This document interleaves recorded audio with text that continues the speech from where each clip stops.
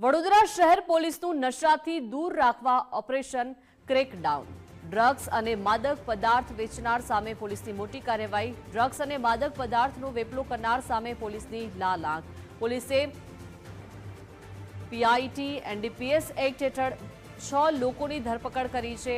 1 વર્ષ સુધી જેલમાં રહે તે દિશામાં પોલીસની આ કાર્યવાહી છે। આરોપીઓ સામે પીઆઈટી એનડીપીએસ એક્ટ હેઠળ કાર્યવાહી કરવામાં આવી છે। 49 કેસ 89 આરોપીઓને પકડ્યા છે। 1.51 કરોડનો મુદ્દામાલ સીઝ કર્યો છે।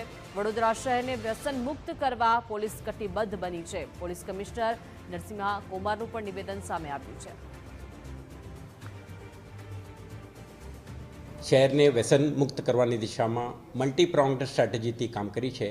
વર્ષ 2025 દરમિયાન રિગરસ એન્ફોર્સમેન્ટને ભાર મૂકીને અત્યાર સુધી 49 કેસીસ દાખલ કરી અને 82 જેટલા આરોપીઓને અટક કરીને એમને પાસેથી 1.5 કરોડથી વધારે કિંમતની જુદા જુદા પ્રકારના નશીલા પદાર્થો, હેરાફેરી માટે વાપરાતા સાધનો, મોબિલિટીના વસ્તુઓને પણ આપણે કબજા કરી છે।